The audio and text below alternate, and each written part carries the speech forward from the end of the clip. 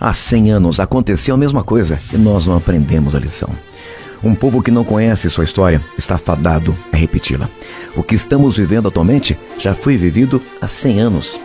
Em 1918, quase no fim da Primeira Guerra Mundial, uma estranha gripe apareceu e infectou todo o mundo.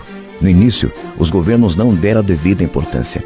Muitos quiseram minimizar a gravidade dessa gripe, não mostrando a real situação dos infectados e falecidos. Sua propagação foi muito rápida.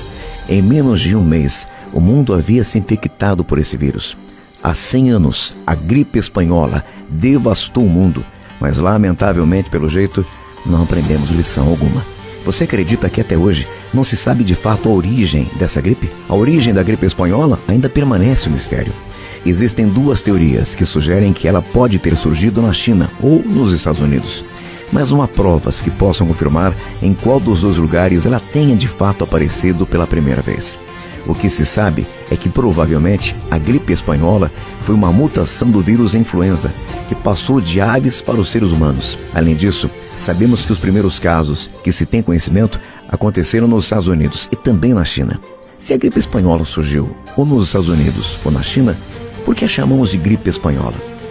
O termo espanhola não faz referência à suposta origem da doença, mas sim ao fato de que a imprensa espanhola ficou conhecida por divulgar as notícias dela pelo mundo.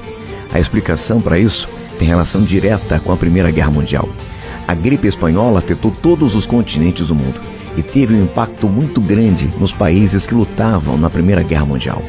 Por conta desse conflito, era necessário que as informações da doença fossem escondidas de forma a não prejudicar o moral dos soldados, não criar pânico na população e nem passar a imagem de fraqueza para o adversário.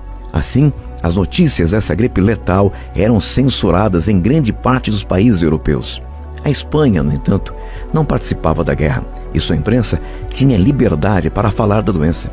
Isso fez com que a cobertura espanhola ficasse conhecida no mundo e a pandemia passou a ser nomeada como gripe espanhola. Os sintomas da gripe espanhola eram febre alta, dor de ouvido, cansaço corporal, diarreia, vômito, dificuldade para respirar e até hemorragia nasal. Os meios de comunicação espanhola informavam as medidas adequadas que deviam ser tomadas para deter a expansão dessa pandemia. Um dos cuidados era a lavagem das mãos e o uso obrigatório de máscaras. Alguns jornais publicavam falsas informações sobre remédios caseiros que podiam combater o vírus. O governo espanhol teve que cancelar grandes eventos, suspender as aulas das escolas e começar uma limpeza minuciosa em teatros, circos, empresas e locais públicos. A gripe espanhola foi uma das piores pandemias da história da humanidade. Mostrou-se como uma doença com grande capacidade de contágio e altamente letal. Ao todo, os especialistas do assunto apontam que a quantidade mínima de pessoas que morreram de gripe espanhola entre 1918 e 1919 tenha sido de 50 milhões. Mas algumas estatísticas elevam esse total para até 100 milhões de pessoas. Um dos locais mais afetados foi a Índia, que registrou no mínimo 18 milhões de mortos. No Brasil, foi registrado oficialmente o total de 35 mil mortos. Naquela época, a informação era escassa em alguns países. Mas agora, em 2020, as notícias nos chegam rapidamente. O coronavírus é uma pandemia que, por causa da irresponsabilidade e do pouco caso de muitos governos, ocasionou uma propagação rápida e massiva. O coronavírus já infectou mais de 72 milhões de pessoas em todo o mundo. O número de mortos por Covid-19 no mundo ultrapassou 1.600.000.